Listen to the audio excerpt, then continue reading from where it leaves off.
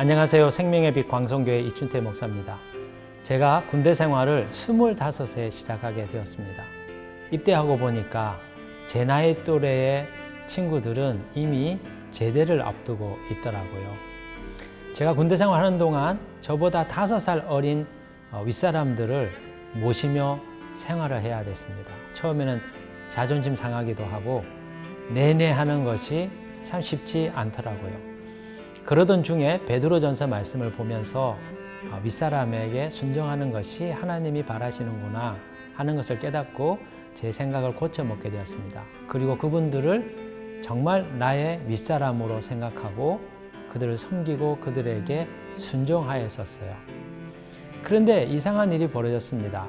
제가 그들을 섬기면 섬길수록 그들도 저를 선히 대하는 겁니다.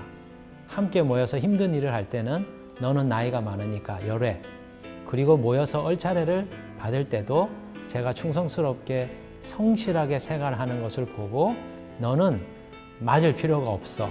그리고 저를 예외로 해주는 일들이 일어나게 되었습니다. 제가 군 생활을 하면서 깨닫게 된 것은 내가 윗사람을 진심으로 섬기면 그것이 내게 돌아오는 것이구나 하는 것들을 알게 되었습니다. 오늘 우리 시대는 순종보다 권위에 복종하는 것보다 내 권리를 주장하고 지키고자 하는 정신이 강한 문화 속에서 살죠. 그런데 실제로는 나를 유익하게 하지 못합니다. 오히려 하나님 나라의 말씀을 따라 살면 그것이 우리에게 복이 되고 유익이 된다는 것을 경험적으로 아시게 될 겁니다.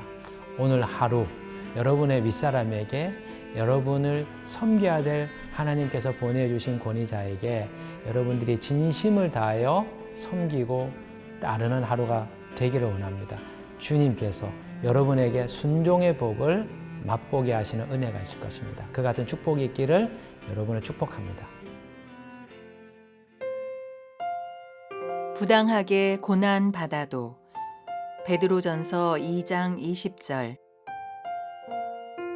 죄가 있어 매를 맞고 참으면 무슨 칭찬이 있으리요. 그러나 선을 행함으로 고난을 받고 참으면 이는 하나님 앞에 아름다우니라.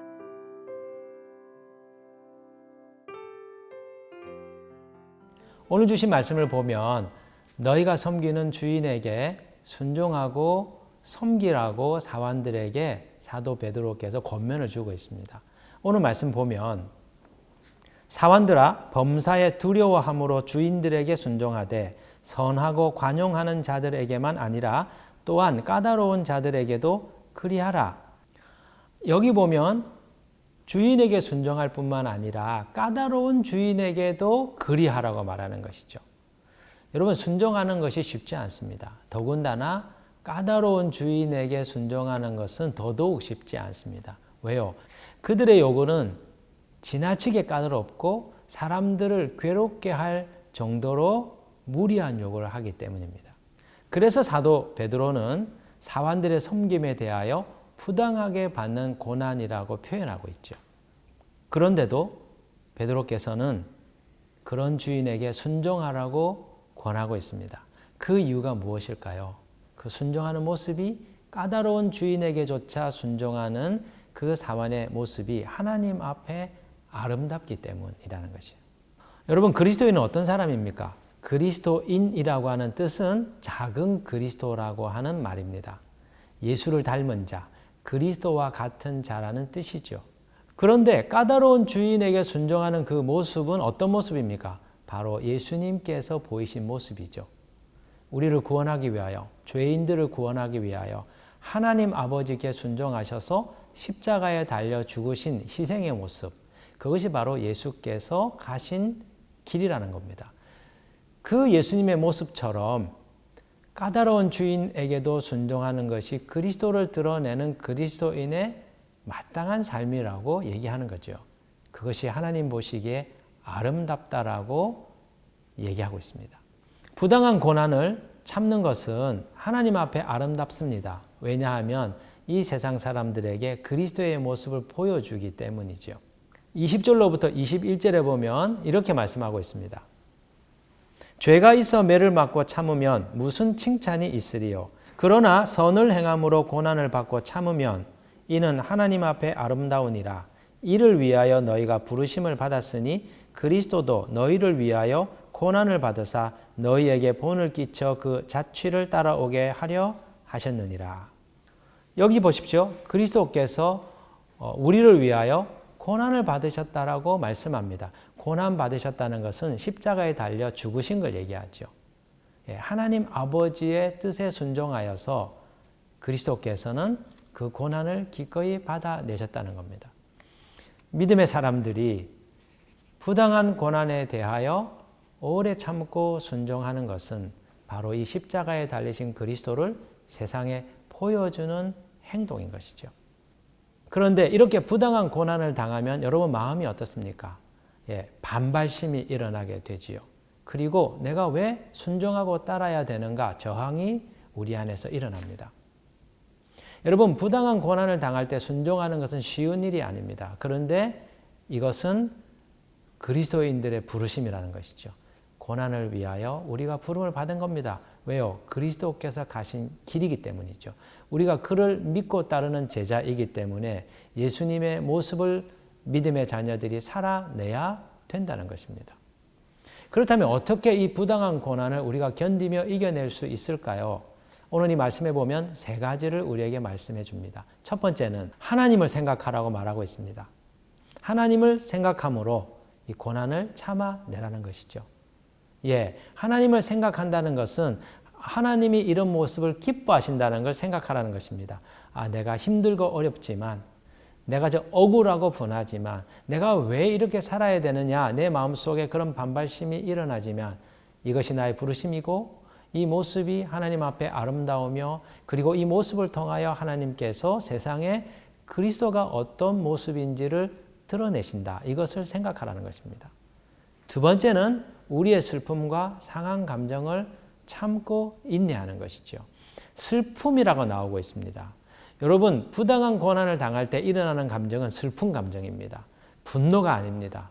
처음에는 분노가 일어나고 반발심이 일어나지만 시간이 지나면 내가 왜 이런 처지의 인생을 살아야 되는가 하는 슬픔이 밀려오게 되죠. 인생에 대한 자괴감이 우리를 엄습합니다. 그런데 이 감정을 뛰어넘어야 된다는 것이죠. 그리스도를 세상에 나타나기 위하여 우리의 상한 마음을 꺾고 십자가에 못 박고, 그리고 그리스도께서 내 삶을 통하여 드러나도록 우리가 이 감정을 극복해야 된다는 것입니다.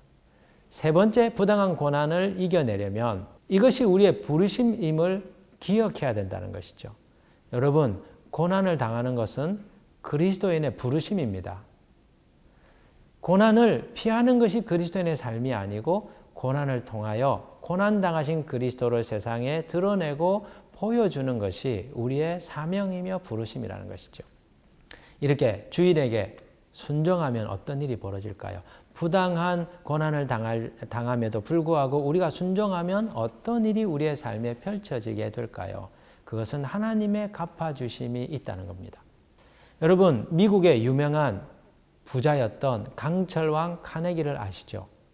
이 사람이 평생 일군 자신의 그 기업을 이제 후계자에게 물려주기 위하여 후계자 인선에 들어가게 됩니다. 그리고 그 과정을 통해서 한 사람을 지명하여서 세상에 밝히죠. 그때 온 세상 사람들이 궁금해 했었습니다. 누가 카네기의 뒤를 이을 후계자가 될까? 발표하는 기자회견의 날 사람들이 놀랄 만한 발표를 하죠. 카네기의 비서였던 쉬브라고 하는 사람이 임명이 됩니다. 그런데 이 사람은 초등학교밖에 나오지 못한 사람이었습니다. 그리고 이 사람은 카네기 회사의 청소부로 시작한 사람이었습니다. 그가 이 쉬브라고 하는 사람을 후계자로 선택한 이유를 발표했는데요. 기자회견 내용을 제가 잠깐 읽어드리겠습니다. 그는 청소부였을 때 내가 유일하게 이름을 알고 있는 청소부였습니다. 정원을 청소하라고 하면 항상 그 주변까지 자발적으로 즐겁게 웃으며 청소를 하곤 했습니다.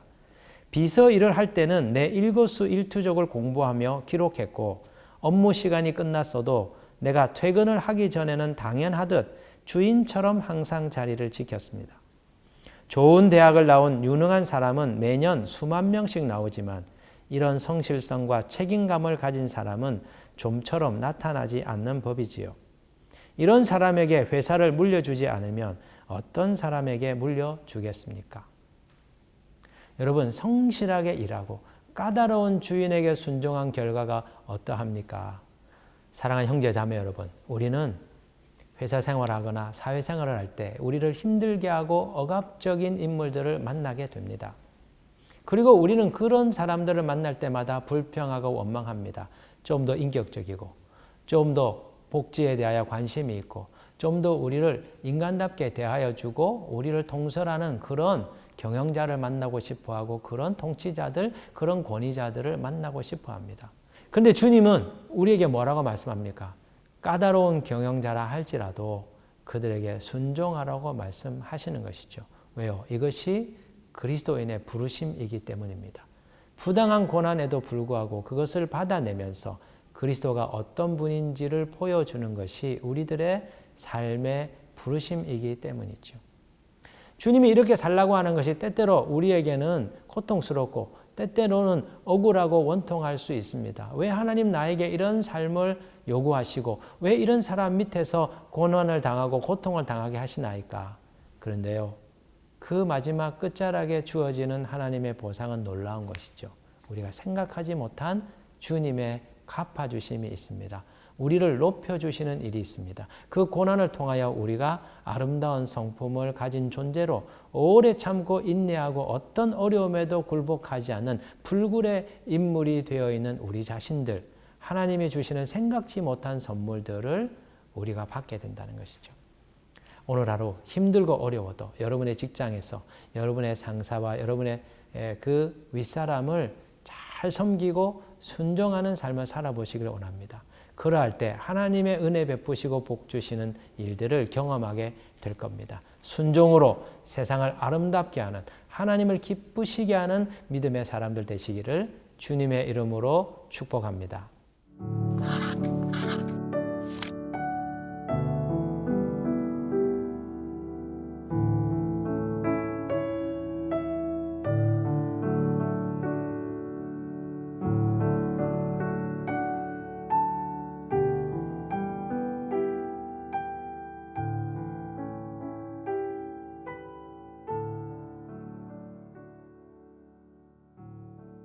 살아계신 하나님, 우리에게 너희가 섬기는 주인에게 순종하라 주님 말씀하셨습니다.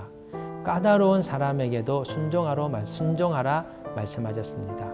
이것이 그리스도를 온 땅에 드러내는 일이기 때문이지요. 주여, 부당한 고난을 당할 때에도 내 마음에 일어나는 반발심과 슬픈 감정들을 극복하고 하나님의 뜻에 순종할 수 있는 자들이 되도록 도와주옵소서. 그리하여 주님께서 우리를 높여주시고 우리가 생각하지 못한 것들로 갚아주시는 놀라운 하나님 나라의 축복을 맛보고 경험하는 길을 걸어가게 하여 주옵소서. 예수 그리스도의 이름으로 기도드립니다. 아멘.